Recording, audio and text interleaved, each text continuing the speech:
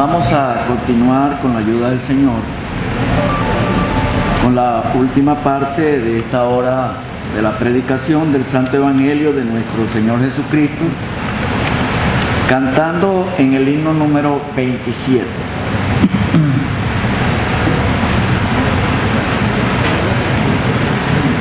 Himno número 27. La primera estrofa dice: cuán bendito es el hombre perdonado por Jesús, con el corazón lavado en la sangre de la cruz. Sí, es bienaventurado al que Dios no contará ni engaño ni pecado, mas su gracia le dará. Himno número 27. Cuán bendito es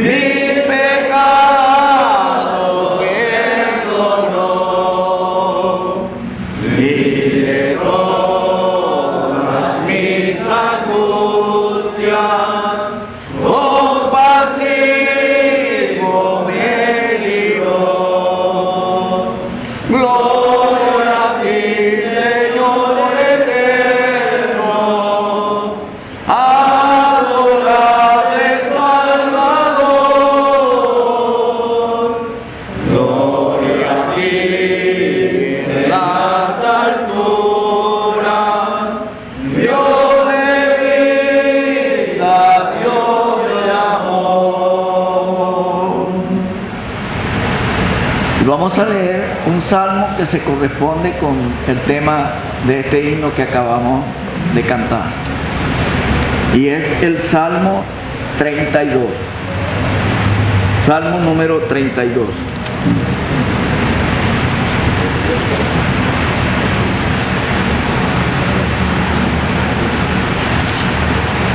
Libro de los Salmos. Y vamos a buscar el Salmo número 32.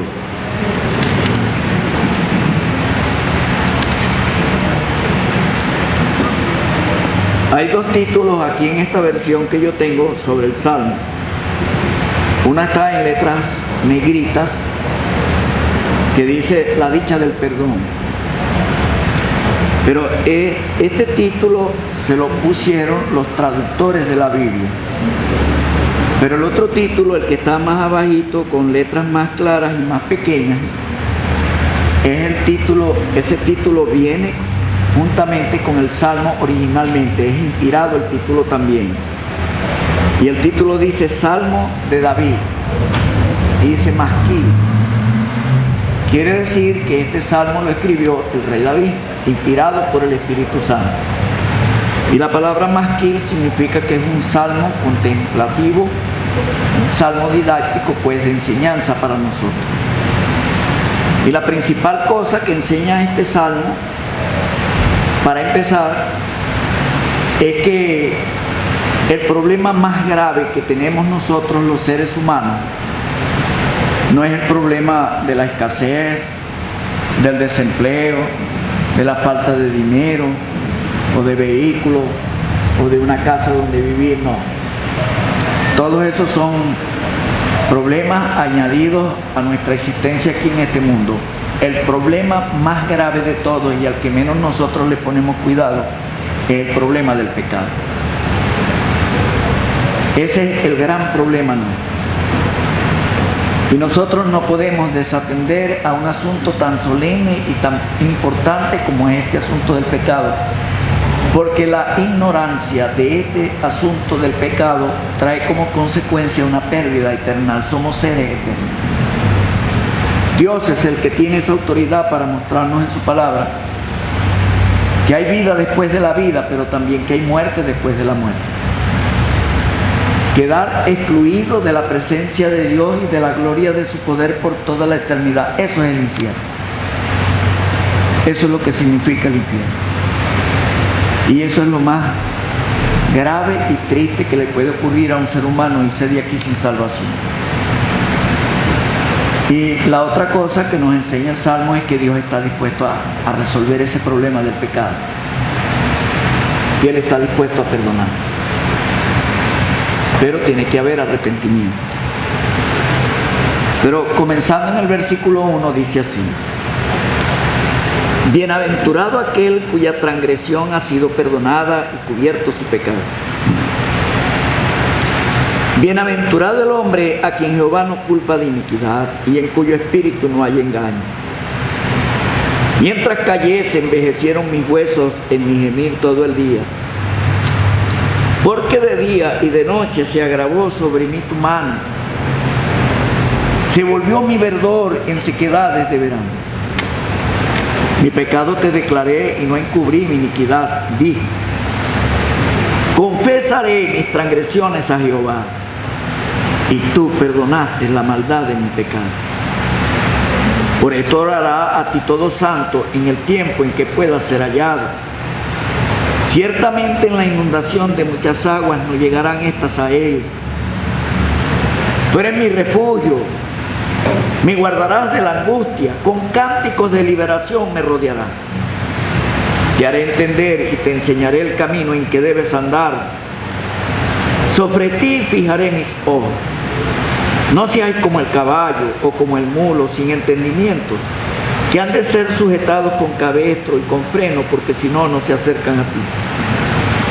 Muchos dolores habrá para el impío, mas al que espera en Jehová le rodea la misericordia. Alegraos en Jehová y gozaos, justos, y cantad con júbilo todos vosotros los rectos de corazón. Hasta aquí está bien la lectura por el momento, esperando que el Señor prospere en esta noche una vez más su santa palabra en nuestros corazones.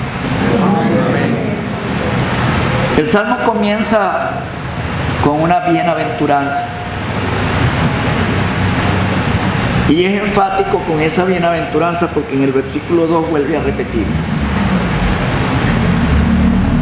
Pero este salmo forma parte de un grupo que se llaman salmos penitenciales. Un penitente significa una persona arrepentida, y en este caso arrepentida de sus pecados. El primero de este grupo de salmos penitenciales es el Salmo 6. Después sigue este Salmo 32, sigue el Salmo 38, después el 51, el 102, el 130 y el 143. Y son salmos que muestran lo que el apóstol Pablo nos enseña también, inspirado por el Espíritu Santo en la carta a los romanos, que la salvación no es por obra, ni por cumplimiento de leyes, ni de mandamientos, ni por buenos pensamientos, ideas que nosotros pensamos que son muy nobles y muy bonitas, que nada de eso salva al pecador. que el pecador se salva cuando Dios lo justifica y que esa justificación es por la fe. Eso es lo que enseñan estos salmos penitenciales. Y precisamente el apóstol Pablo toma como testigo de esta realidad este salmo y lo menciona en el capítulo 4 de esa carta a los romanos, que habla de la justificación que es por la fe. Y dice, como también David dice: bienaventurado el hombre, aquel cuya transgresión ha sido perdonada y cubierto su pecado. Bienaventurado el hombre a quien Jehová no culpa de iniquidad y en cuyo espíritu no hay engaño. Pero también hay otro detalle interesante con respecto a esta palabra bienaventurado, que este es el segundo salmo que comienza con una bienaventuranza. Y el primero que empieza con una bienaventuranza es precisamente el Salmo 1. Y veamos la causa de la bienaventuranza en el Salmo 1.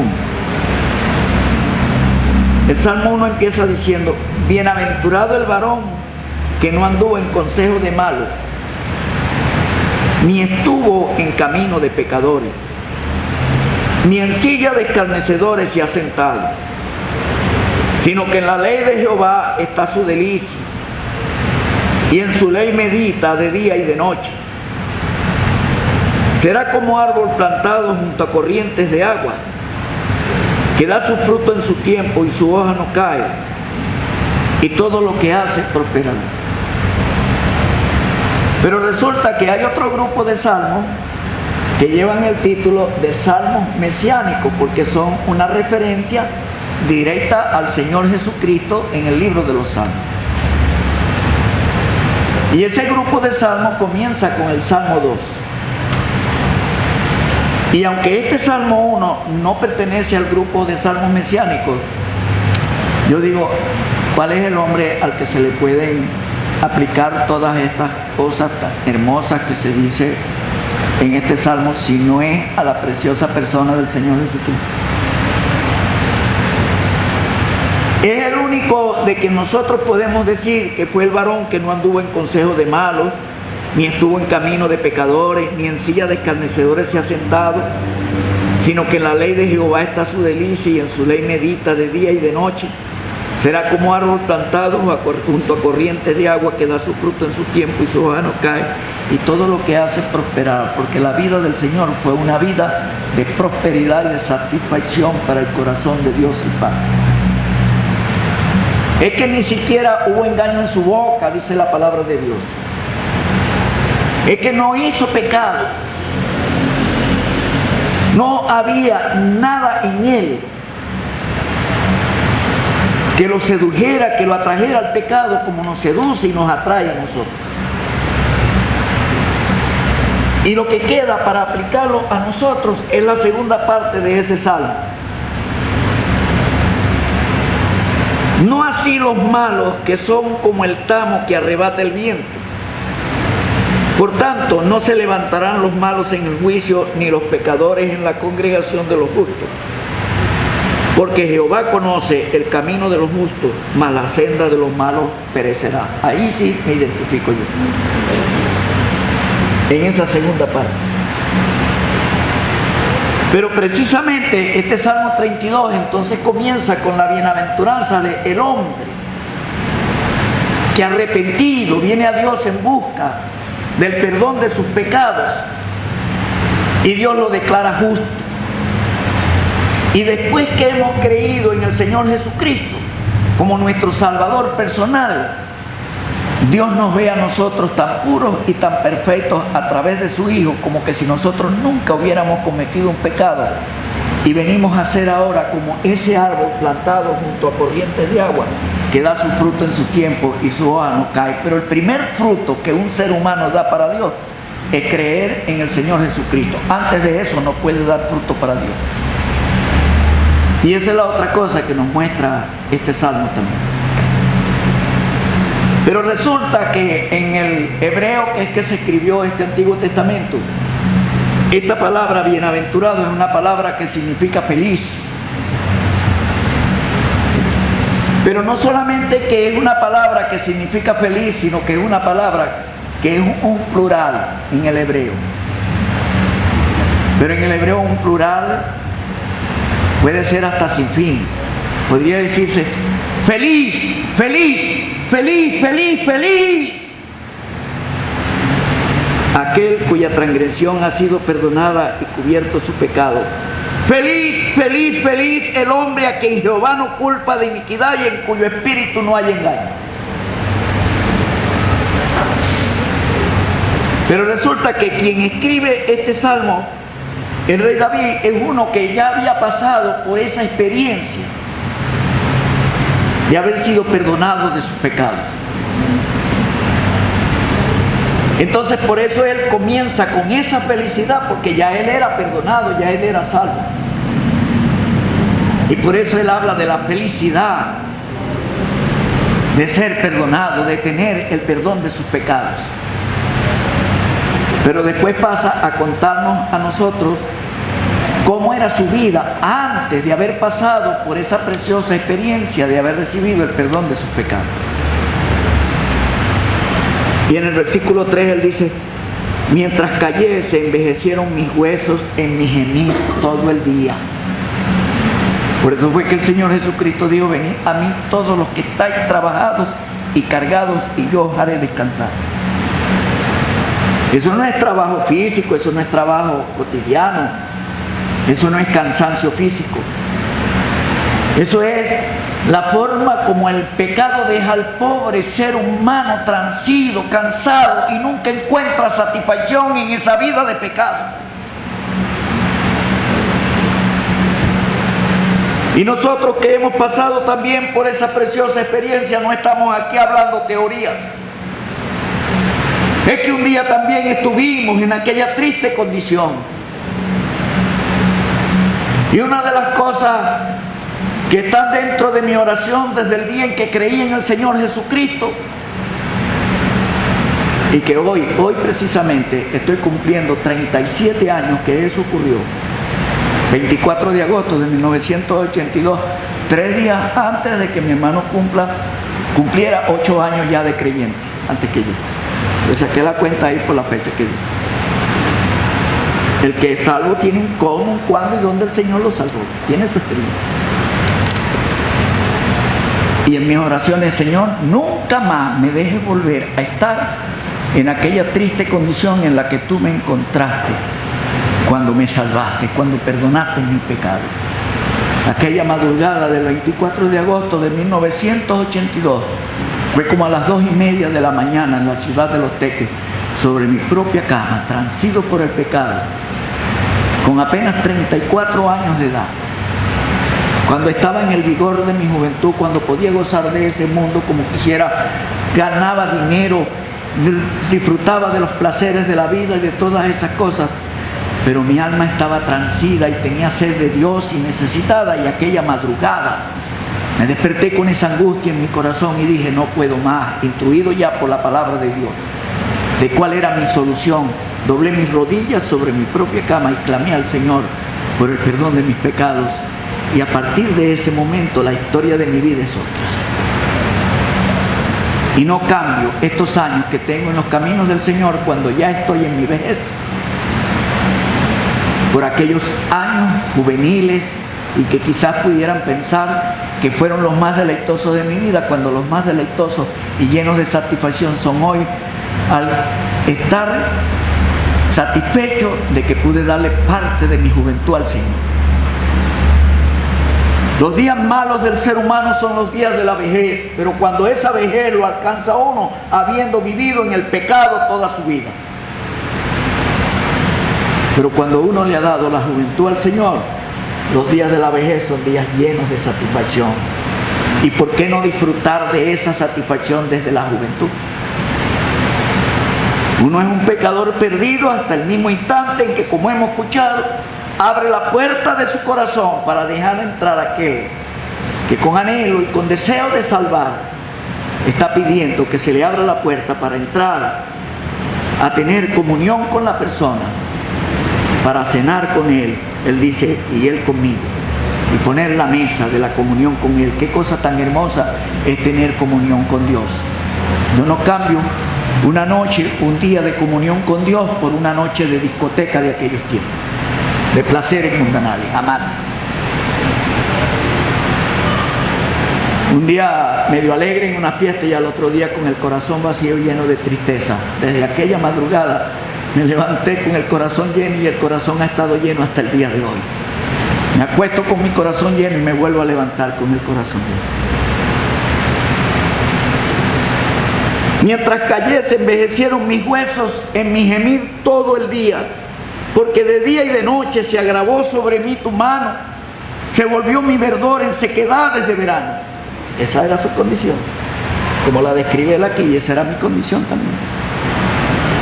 Dice el capítulo 3, versículo 36 del Evangelio de Juan: el que cree en el Hijo de Dios tiene la vida, pero el que rehúsa creer en el Hijo no verá la vida, sino que la ira de Dios está sobre él en tiempo presente. Eso es lo que significa: se agravó sobre mí tu mano en mi gemir todo el día. La mano de Dios estaba gravosa sobre él como pecador, y está la mano de Dios gravosa sobre el pecador a punto de morir y pasar a la eternidad de condenación, sin Cristo, sin esperanza, sin Dios. No, yo tengo mi religión, yo también creo en Dios. David también tenía su religión, David también creía en Dios, pero él tuvo que pasar por la experiencia del perdón de sus pecados. Yo también tenía mi religión, yo también creía en Dios, pero no tenía a Cristo en mi corazón porque no le había abierto la puerta del corazón. Práctica religiosa con práctica de pecado, así es la vida religiosa. Y si no, pregúntenselo al cura, que era el capellán de la Guardia Nacional cuando yo estaba en ese cuerpo, cuando era honorable. Y lo enviaron para Guiria, donde yo estaba destacado en la 4ª compañía del destacamento 77. Y llegó un sábado para el domingo entonces a hacer la misa delante de la compañía de guardias nacionales. En la noche el subteniente lo invitó a una fiesta que tenía en su casa y el cura cogió una borrachera que tuvieron que ponerle un guardia nacional a que lo cuidara en la habitación donde lo acostaron porque se estaba vomitando, no se fuera a vomitar boca arriba y se ahogara con su propio vómito. Y al otro día en la mañana, todo enratonado, a hacer la misa delante de nosotros, y estaba hablando en contra de los borrachos y de los que pecaban y hacían esto, y resulta que él había pasado una noche de borrachera. Así es la vida del pecado. Eso son hojas de higuera como las que se puso Adán. Pero él dice: se volvió mi verdor en sequedades de verano. No era como árbol plantado junto a corrientes de agua. No. Eso es como cuando llega el verano. Ustedes saben que en el invierno todo se pone muy bonito. El que quiere vender una finca o algo, pero si no se inunda, si se inunda tiene que venderla en verano. Por eso es que hay que ir a ver la hacienda primero, no que la compré y ahora tengo que ir a verla. Eso no es verdad. Y se pone todo bonito, verdecito, cuando cae el agua. Así es. El agua de la palabra de Dios, que cae como la lluvia, dice el capítulo 55 del libro del profeta Isaías. Y hace germinar a la tierra y da pan al que come y semilla al que siembra. Así es mi palabra que sale de mi boca, no vendrá a mí vacía. Es la palabra de Dios la que trae ese frescor. El Señor le dijo a Nicodemo aquella noche: si no naces del agua y del Espíritu, no puedes entrar en el reino de Dios. El agua de la palabra de Dios que usted está recibiendo en este momento como lluvia del cielo, para que caiga como ese bálsamo al corazón, que despierte en usted el interés de su salvación y que usted pueda convertirse, como el del Salmo 1, en un árbol plantado junto a corrientes de agua que da su fruto en su tiempo y su hambre. Mientras tanto, se volvió mi verdor en sequedad de verano. Entonces él cuenta cómo fue que vino esa restauración a la comunión con Dios perdida por el pecado. Los dones que Dios nos ha dado para servirle a Él están secos completamente por causa del pecado. Y cuando uno cree en el Señor Jesucristo, Dios le otorga a uno el Espíritu Santo, y el Espíritu Santo saca esos dones adormecidos por el pecado, y entonces le indica a uno cómo servirle a Dios, y Dios va a dar recompensa por ese servicio que nosotros hacemos aquí, y eso es gracia sobre gracia, como dice el capítulo 1 del Evangelio. Y él dice: mi pecado te declaré y no encubrí mi iniquidad. Dije, confesaré mis transgresiones a Jehová, y tú perdonaste la maldad de mi pecado. Y hay algo que uno aprende en la palabra de Dios y en su propia vida, que no hay tantos pecados ni tan grandes en un ser humano que Dios no esté dispuesto a perdonarlos. Que la sangre de Jesucristo, el Hijo de Dios, derramada en la cruz, en el Calvario, que nos limpia de todo pecado, que no tenga suficiente eficacia, poder y virtud para limpiar y perdonar todos los pecados, por muy grandes que sean en un ser humano. Pero también la palabra de Dios nos enseña que no hay pecados tan chiquitos ni tan veniales, que no existen pecados veniales. Eso fue un invento religioso para aliviar la pena del pecador, y entonces clasifique pecadores veniales y pecados veniales y pecados mortales. Y los pecados veniales no existen, todos son mortales, porque todos llevan a la condenación. Por cualquier mentirita que yo diga, Cristo tuvo que morir en la cruz, en el Calvario, sin haber matado nunca a nadie, sin haber violado, sin haber robado. No hay tan poquitos pecados ni tan chiquiticos que no hagan un abismo entre Dios y el pecador. El que quiere ser salvo tiene que pasar por el mismo camino del arrepentimiento del que ha pecado mucho. Hay grados de pecado, es verdad, Dios lo admite en su palabra. Pero después vemos cuando Él dice, tú perdonaste la maldad de mi pecado, por esto orará a ti todo santo en el tiempo en que pueda ser hallado. Él dijo, mi iniquidad, era un inicuo, dice Él. Era un transgresor, era un pecador. Él utiliza las diferentes palabras que hay para describir las muchas formas de pecar del ser humano, y todas estaban en Él. Y ahora resulta que es un santo. Y eso es lo que el mundo no puede entender, que los santos no son esas imágenes que nos enseñaron a adorar y que llevan a la condenación eterna, y de los muertos que no pueden salvar, y nos engañaron con eso. Yo sufrí de eso también, porque yo vengo de allá también. En las Escrituras los santos son los que se han arrepentido de sus pecados y Dios los ha perdonado. Porque es una palabra que lo que significa es algo diferente en la Biblia. Uno que ha sido separado de esa vida y de ese mundo de pecado para servir a Dios. Eso es lo que significa ser un santo. Y esa es la separación que Dios hace de nosotros, de ese mundo pecador. Nos separamos de ese mundo de pecado, de esa práctica, de todas esas cosas, no para ver si aparecemos entre los salvados ni para ser salvos, sino porque ya somos salvos desde el mismo momento en que arrepentidos hemos venido a Cristo y le hemos recibido como nuestro Salvador personal. Por eso decimos, una persona es un pecador perdido hasta el momento en que decida recibir a Cristo como su Salvador personal. Él dice, dije, confesaré mis transgresiones a Jehová, y tú perdonaste la maldad de mi pecado. No le exigió nada. Eso fue rápidamente. El ladrón en la cruz le dijo al Señor, y eso equivale a un clamor por el perdón de sus pecados, acuérdate de mí cuando vengas en tu reino. Y el Señor le respondió inmediatamente, de cierto te digo que hoy estarás conmigo en el paraíso. En una clase bíblica le estaba explicando a los niños sobre esos dos ladrones, y le pregunté a los niños, ¿cuánto tiempo se tardó el Señor en perdonar a ese hombre? Y como si ellos supieran lo que yo iba a preguntar, contestaron todos juntos en una sola voz, ¡ni un segundo! Ni un segundo se tarda Dios en perdonar a aquel que viene en busca del perdón de sus pecados. Por esto orará a ti todo santo en el tiempo en que puede ser hallado. Ciertamente la inundación de muchas aguas no llegarán estas a él. Ahora tiene un camino nuevo y vivo, como hemos escuchado, para entrar a la presencia de Dios que Cristo abrió a través del velo rasgado, que es su carne y su sangre preciosa que derramó en la cruz, en el Calvario, y tenemos comunión con Dios. Este es un santo ahora que tiene comunión con Dios. Pero cuando él habla de la inundación de muchas aguas no llegarán estas a él, está refiriéndose en las Escrituras. La inundación de muchas aguas tiene que ver con los juicios de Dios que vienen contra este mundo pecador. Ya no le alcanza ningún juicio. Romanos capítulo 8 dice, he aquí, ninguna condenación hay para los que están en Cristo Jesús.